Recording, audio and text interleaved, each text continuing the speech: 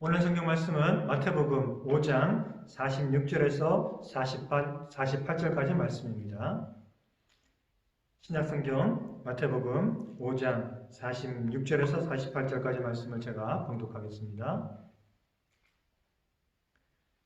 너희가 너희를 사랑하는 자를 사랑하면 무슨 상이 있으리요? 세리도 이같이 아니하느냐?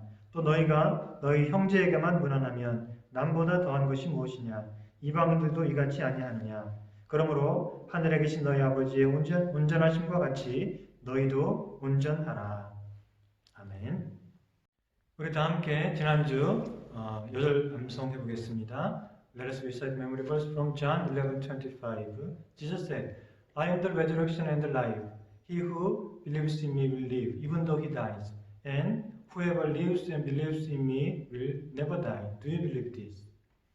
우리 요한복음 11장 25절 말씀 같이 암송해 보겠습니다. 예수께서 가라사대 시작. 예수께서 가라사대 나는 부활이요 생명이니 나를 믿는 자는 죽어도 살겠고 무릇 살아서 나를 믿는 자는 영원히 죽지 아니하리니 이것을 내가 믿느냐. 아멘. 예, 우리 예수님께서 주신 생명이 우리 안에 지금도 살아 역사하는 줄을 믿습니다. 오늘 우리 말씀 마태복음 5장의 말씀을 읽었는데요. 마태복음 5장에서 7절까지 말씀은 예수님의 산상 설교라고 합니다. 예수님께서 많은 무리들을 모아서 말씀하신 이 말씀을 기록한 것이 마태복음 5장 7절까지 나오는데 이 말씀을 통해서 예수님께서는 예수님을 믿고 따르는 크리스찬들은 어떤 사람들인가, 어떤 삶을 살아야 되는가 하는 것을 우리들에게 가르쳐주고 계십니다. 잘 아는 대로 먼저 보면 예수님께서는 어떤 사람이 진짜로 복된 사람인가 하는 것을 말씀하고 있습니다.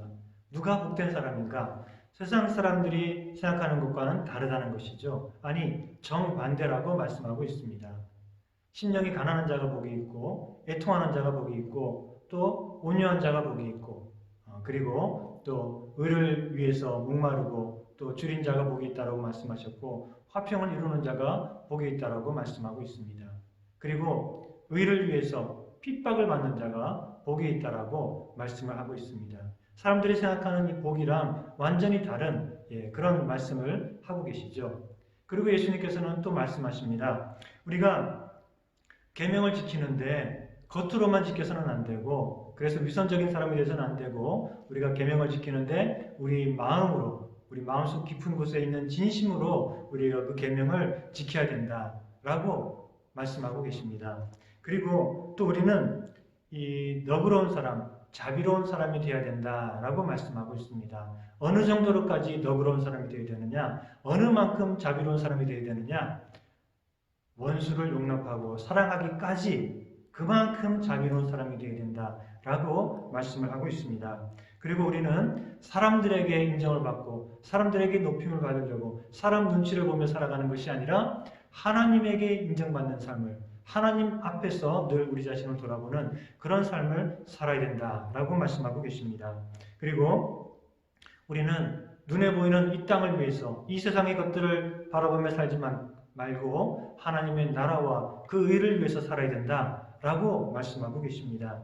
그리고 우리는 세상에 있는 것들 재물을 의지하지 말고 온전히 하나님을 믿고 의지하는 삶을 살아야 된다라고 말씀하시고 우리가 진짜로 하나님을 믿고 의지한다면 그러면 아무것도 염려하지 마라 라고 말씀을 하고 계십니다.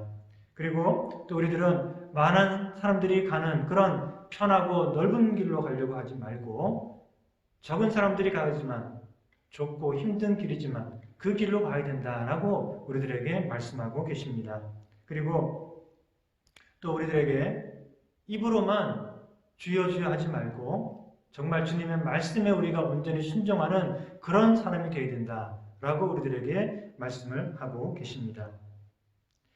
이런 말씀들, 산상 설교의 이 말씀들 우리가 앞으로 이제 며칠 동안 이 말씀들을 우리가 구체적으로 살펴보려고 하는데요. 이 말씀들을 다 종합해서 우리가 한마디로 말해본다면 요약해서 이 주제를 말해본다면 무엇일까요? 그것은 우리 6장 8절에 나와 있는 그들을 본받지 말라.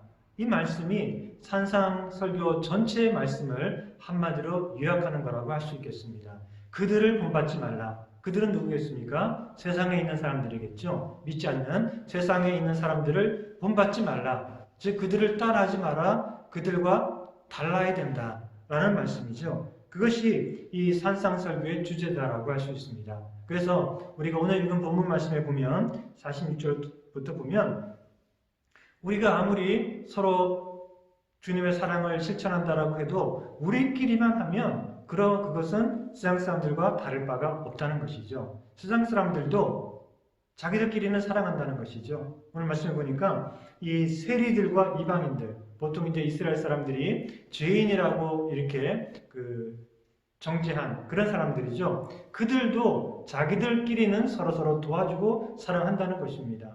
도둑놈들도 사기꾼들도 자기들끼리는 또 자기 가족들끼리는 서로 똘똘 뭉치고 위해주고 사랑하고 그러죠. 그래서 우리가 주님의 그 사랑을 실천한다라고 해도 우리끼리만 사랑하고 돕는 것은 세상과 별로 다를 바가 없다는 것이죠.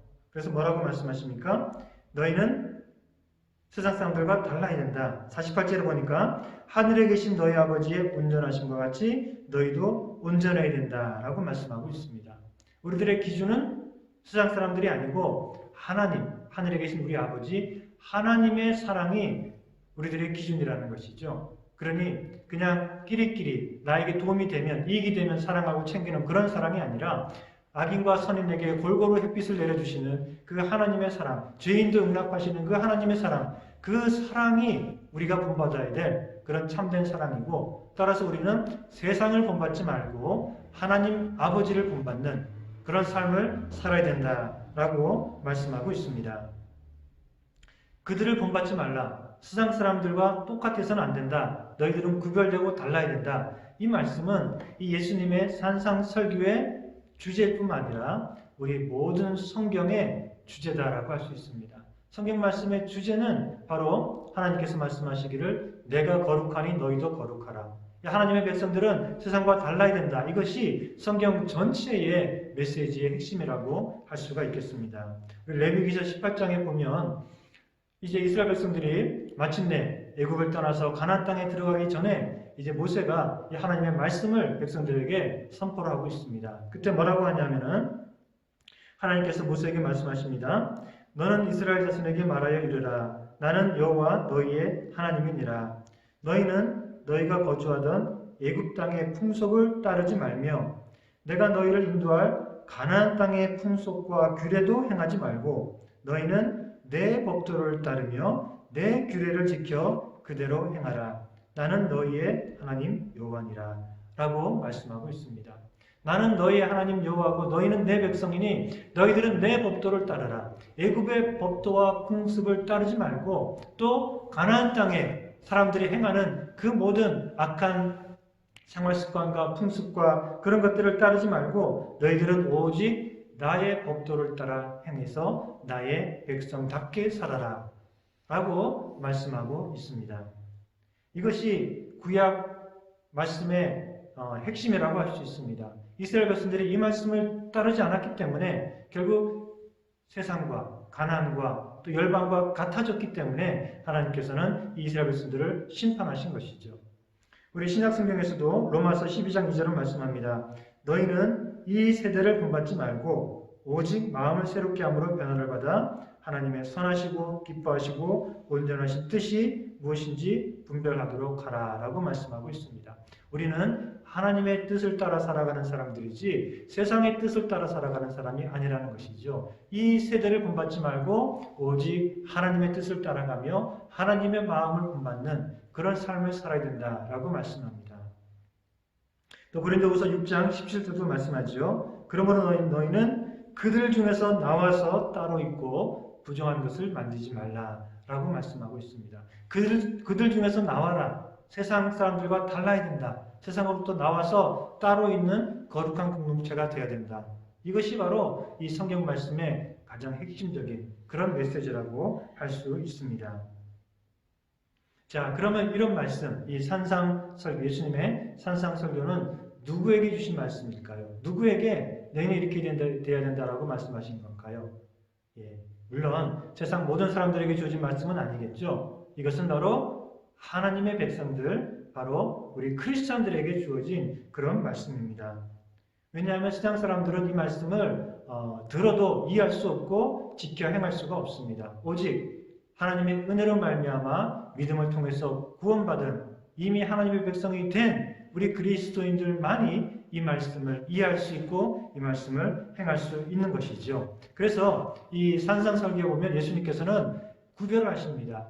너희와 저희들. 너희는 저희들을 본받지 마라. 저희들과 같아서는 안 된다. 너희는 나를 본받으라. 이렇게 말씀하시죠. 너희와 저희. 우리 크리스찬들과 세상을 하나님 예수님께서는 분명히 구별을 하고 계십니다.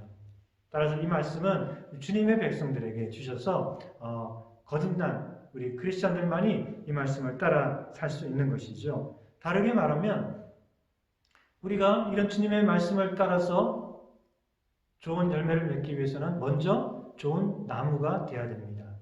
우리가 좋은 나무가 되지 않으면 좋은 열매를 맺을 수 없죠. 우리가 먼저 거듭나고 구원받아서 하나님의 백성이 먼저 돼야지 그 다음에 하나님의 백성다운 그런 삶을 살 수가 있는 거죠. 그래서 7장 17절, 우리 마태복음 7장 17절에 주님께서는 말씀하시기를 이 좋은 나무마다 아름다운 열매를 맺고 못된 나무가 나쁜 열매를 맺나니 좋은 나무가 나쁜 열매를 맺을 수 없고 못된 나무가 아름다운 열매를 맺을 수 없느니라 라고 말씀하고 있습니다.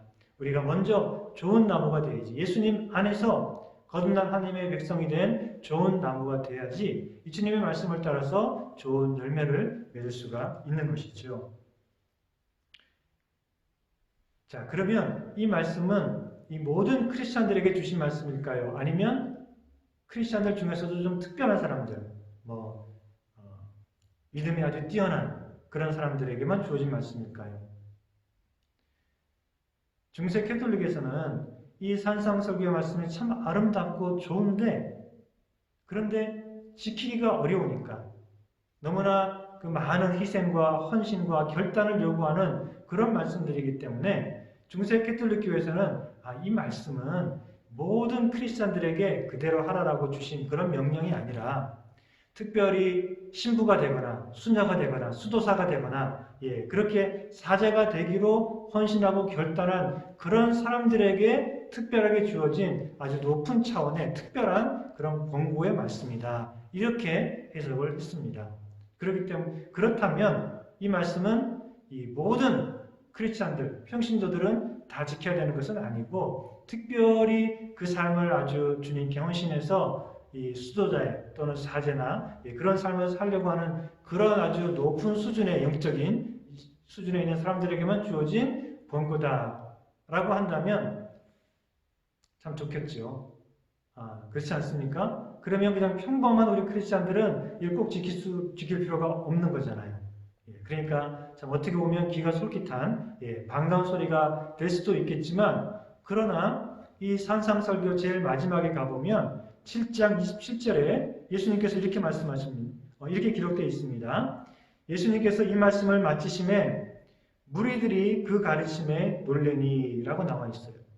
예수님께서 말씀을 다 가르치시고 나니까 이 무리들이 많은 사람들이 그 가르침에 놀랬다는 것입니다. 다시 말하면 이 말씀은 예수님께서 이 제자들만 모아놓고 따로 조용히 가르치신 말씀이 아니라 모든 무리들 앞에서 그 모든 사람들에게 가르치신 말씀이죠. 그러니 이것은 제자들에게만 주신 말씀이 아니고 제자들만 특별히 지킬 수 있는 말씀이 아니라 모든 사람들, 주님을 따르는 주님께 모인 이 모든 무리들에게 주신 그런 말씀이죠. 따라서 우리 모든 크리스찬들이 듣고 지켜야 될 그런 주님의 말씀 또는 명령이다라고 할 수 있는 것이죠. 자, 그렇다면 이 말씀을 우리가 다 잘 지킬 수 있을까요? 우리가 아까 살펴본 대로 어렵습니다. 이 말씀들, 우리가 정말 그 말씀대로 하나하나 순종하려고 하면 우리가 참 너무나 많은 것들을 희생해야 되고 또 우리 안에 있는 여러 가지 이런 고집과 욕심들을 내려놔야 되고 이 말씀을 따라 지키는 것이 정말 우리가 무슨 수도승이 되기 전에는 지키기 어려워 보이는 그런 말씀으로 들립니다. 즉, 이 말씀을 쉽게 지키기가 어려워요. 그러나 그렇다고 해서 우리가 이 말씀을 어렵기 때문에 지키기에는 불가능하다라고 핑계할 수도 없어요. 왜냐하면 예수님께서 우리들에게 우리가 지킬 수도 없는 말씀을 주실 리가 없잖아요. 너무 어려워가지고 우리가 그 말씀을 다 행할 수 없는데, 그런데 그런 말씀을 우리에게 주시면서 자 해봐라, 못하면 너 혼난다, 그러실 분은 아니시죠.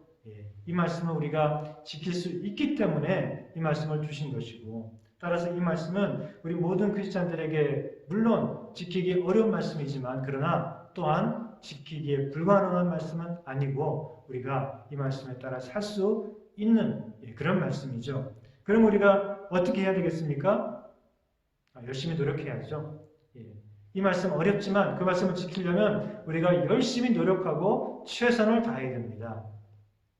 그런데 이 최선을 다한다는 것에는 아주 중요한 게 포함이 되는데, 그게 뭔가 하면 성령 충만한 것이 포함이 됩니다.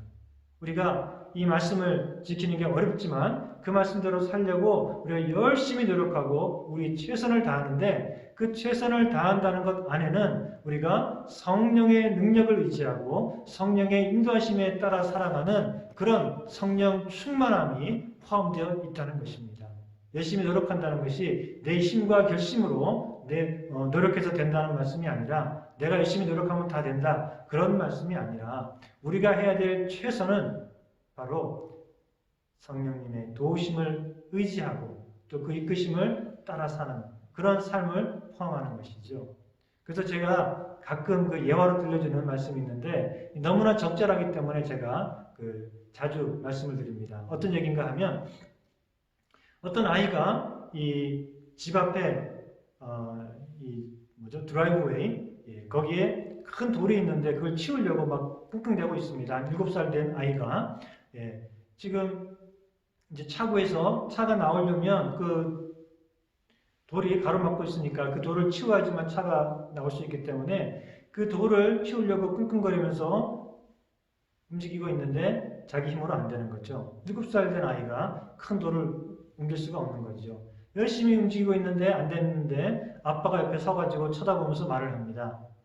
팔짱을 끼고, 아이야, 그거 못하겠어?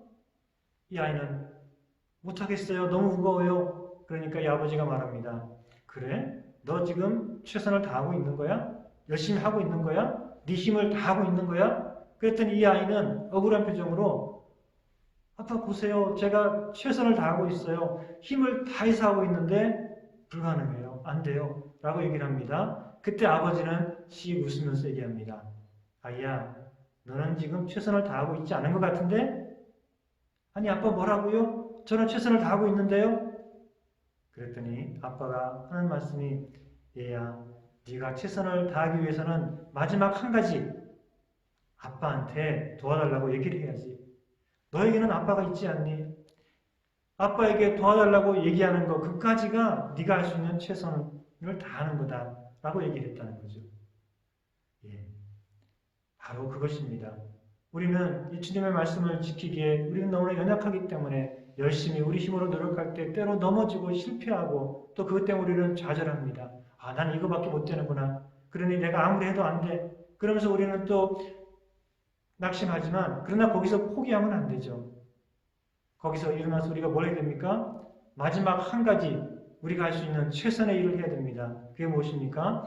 우리 하나님께 엎드려 기도하고 하나님을 의지하는 것. 하나님 도와주십시오. 제가 할 수 있는 건 이게 단데 저는 또 실패했습니다. 제가 아무리 노력해도 제 힘으로 안 됩니다.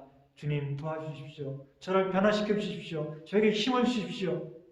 이렇게 우리 하나님을 의지하고 우리 하나님께서 나를 변화시켜 주시기를, 나에게 힘을 주시기를, 나를 이끌어 주시기를, 그렇게 우리가 기도할 때에 하나님께서는 살아계신 하나님, 우리 기도를 들으시는 하나님, 우리 곁에 서서 우리에게 힘을 주시고 도와주실 것입니다. 그럴 때 우리가 이전에 할 수 없었던 그런 놀라운 일도 우리가 할 수 있고, 그 전에 절대 순종할 수 없었던 그런 부분들에 있어서도 우리가 정말 성령을 의지함으로 말미암아 순종하는 그런 모습으로 나아갈 수 있게 될 줄을 믿습니다. 그래서 우리는 이 주님 말씀에 순종하기 위해서는 우리의 최선을 다해서 노력을 해야 됩니다. 그 말씀은 우리가 우리 힘으로도 노력하고 최선을 다하지만 늘 성령 충만함으로 주님과 동행하고 주님의 능력을 의지하는 그런 삶을 살아야 될 줄을 믿습니다. 우리가 이렇게 주님의 말씀대로 살기 위해서는 성령을 의지하며 또 우리의 최선을 다해야 되는데 우리의 마음가짐도 좀 변해야 됩니다. 우리의 마음가짐이 좀 새로워져야지 됩니다. 우리가 이 산상설교 말씀대로 살기가 참 쉽지가 않죠. 그러다 보니까 때로 그런 마음이 생길 수 있어요. 아, 정말 이렇게까지 해야 되는가? 내가 정말 순종하려고 노력하는데 근데 이 정도면 그래도 잘하는 게 아닌가? 근데 어떻게 그까지 할 수 있을까? 원수까지 사랑하고 오른밤을 맞으면 왼쪽 밤을 돌려대고 어떻게 그까지 해야 되는가? 그래서 우리가 때로는 그런 마음이 들 수도 있어요. 아, 괜히 예수 믿어가지고 고생이다.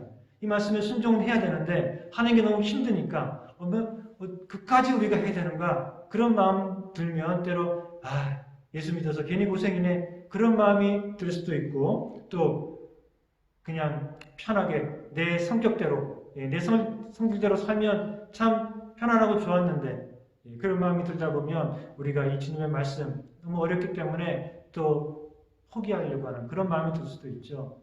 그렇기 때문에 우리 마음 자세가 변화될 필요가 있습니다. 뭔가 하면 어떤 거지가 있는데요. 이 어떤 거지에게 이 거지를 불러다가 영국 왕실에 데려다 놓고 얘기를 합니다. 자, 이제 당신은 왕자가 될 수가 있어요. 당신을 왕자로 삼아줄 것입니다. 그러니 이제 이 누더기옷을 다 버리고 그리고 이제 이 왕실의 법도를 배워야 됩니다. 이 영국 왕실의 법도를 하나하나 다 배워가지고 심지어는 밥을 먹는 그런 예절부터 시작해가지고 이 모든 영국 왕실의 법도를 다 배워가지고 그것을 온전히 다 지킬 수 있는 그런 왕자로서의 품위를 갖게 되면 그러면 당신은 이 영국 왕실의 왕자가 됩니다. 라고 했을 때 이 거지가 이제 왕자가 되고 싶어서 이 영국 왕실의 또 법도와 예절과 이런 것들을 열심히 배웁니다. 지키려고 해봅니다. 근데 잘 안 되거든요. 뭐 습관이 그냥 마음대로 거지로 막 뒹굴며 살는 게 몸에 배 있는데 그게 얼마나 힘들겠습니까? 영국 왕실의 법도를 다 따라서 한다는 것이 참 거추장스럽고 불편하고 힘든 일이겠죠. 그러니까 좀 하다가 보면 짜증이 나고 그래서 이런 마음이 들 수도 있어요. 에이, 이까짓 거 내가 뭐하러 해. 내가 옛날에 그냥 거지로 살아도 다 편했는데 내가 뭐 이런 걸 이렇게 힘들게 해가지고 왕자가 되고 왕자가 된다고 뭐가 좋아. 이런 생각이 들어가지고 좀 하다가 에이, 필요 없어. 그냥 옛날에 편했는데 이렇게 포기할 수도 있겠죠. 그런데 어떤 거지가 있는데 이번에는 근데 영국 왕실에서 이 거지를 데려다가 옷을 싹 갈아입혀줬어요. 누더기옷을 다 벗기고 목욕을 시켜주고 그리고 영국 왕실의 그 멋진 옷을 다 입혀줍니다. 그리고는 영국 왕실의 왕자로서의 모든 특권과 권한을 다 부여해주고 그리고 왕실에서 살게 해줬어요. 당신은 이제 이 영국 왕실의 왕자입니다. 그러면서 이 왕실의 모든 이 영광과 또 그런 권한들을 다 누릴 수 있게 해줬어요. 그리고는 마지막으로 하는 얘기가 이제 왕자님은 왕자님답게 품위 있게 사셔야 됩니다. 이렇게 얘기를 했어요. 자, 그럴 때는 어떻게 했습니까? 이 거지가 하루아침에 왕자가 되었어요. 옷도 지금 그 멋있는 왕실의 그 예복으로 다 갈아입혀줬어요. 그리고 왕자로서의 특권을 이미 다 줬어요. 이미 왕자로서의 모든 권한과 특권을 다 누릴 수 있게 되었어요. 그럴 때 이 거지는 아마 마음 자세가 달라질 거예요. 왜 사람이 그렇잖아요.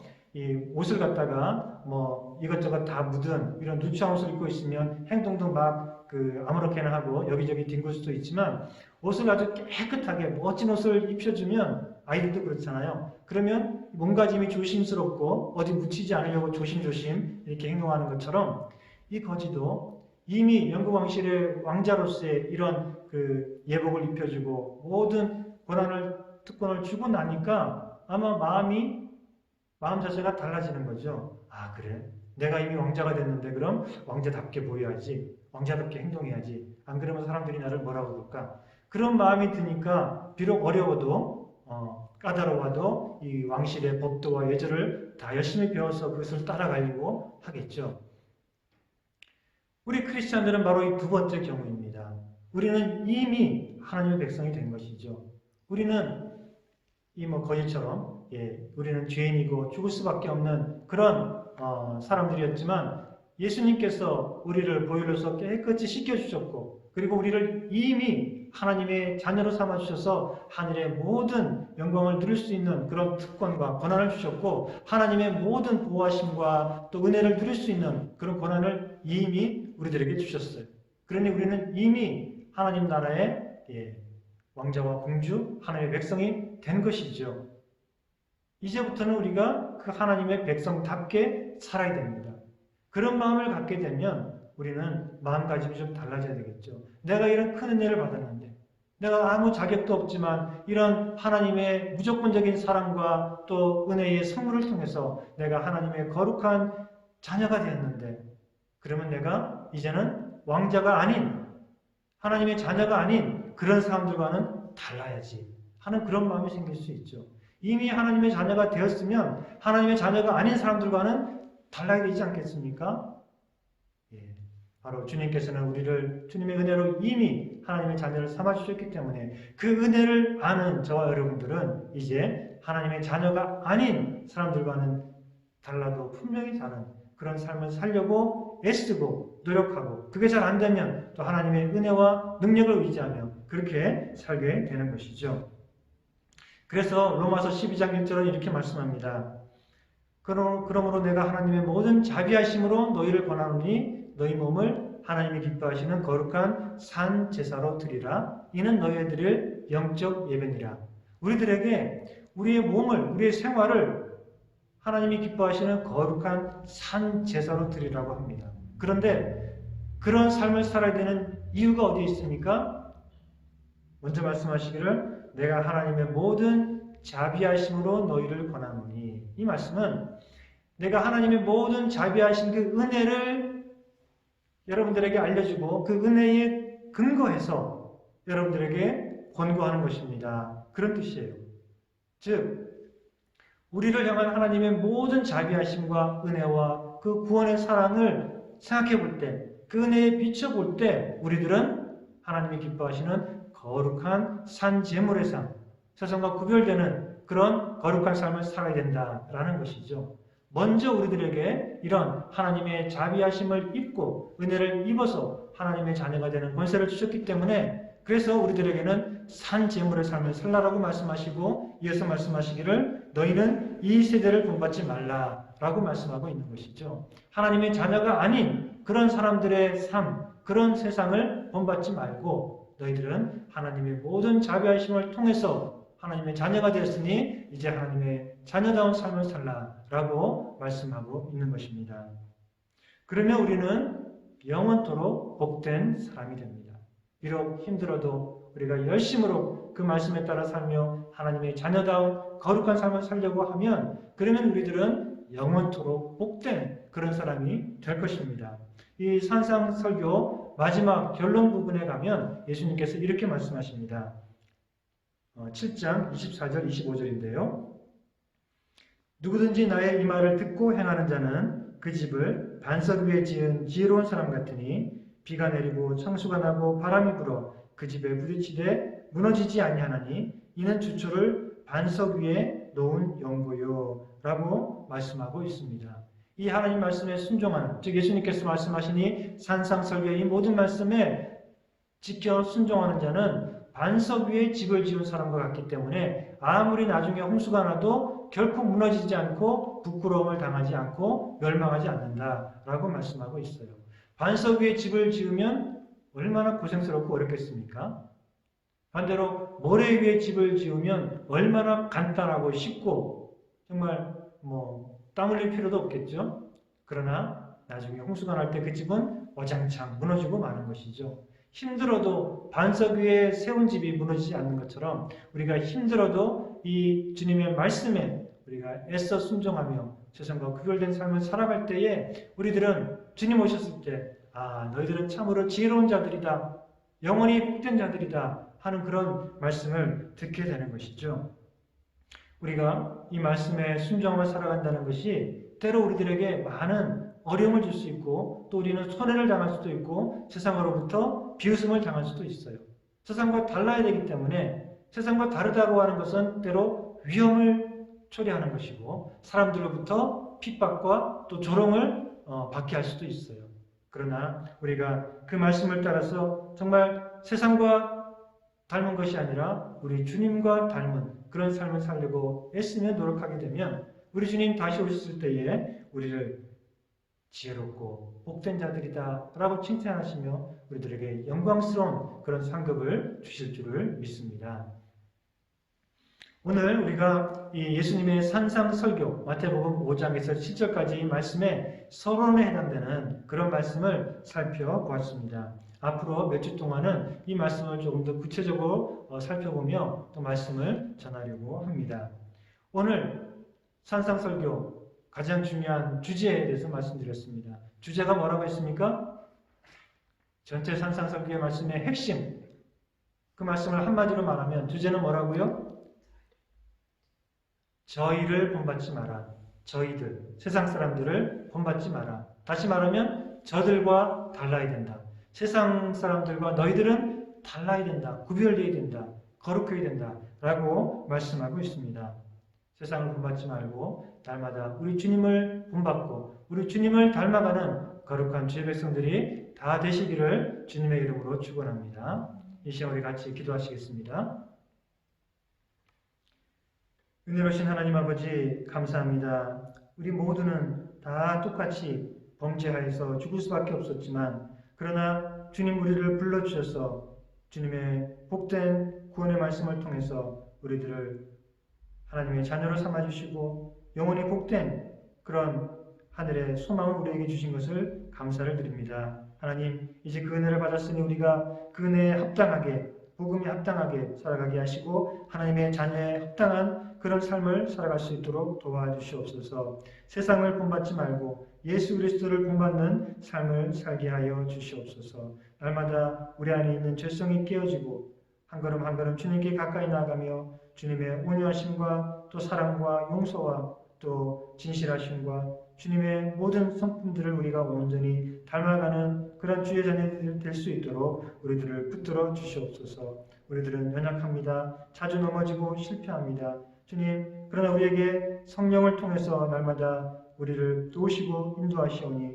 우리가 늘 우리 안에 살아 역사하시는 성령님의 능력을 의지하고 그 성령님의 인도하심을 따라 살 때에 우리가 이 말씀에 온전히 순종하여 주님 기뻐하시는 길을 행할 수 있도록 도와주시옵소서. 예수 그리스도의 이름으로 기도드렸습니다.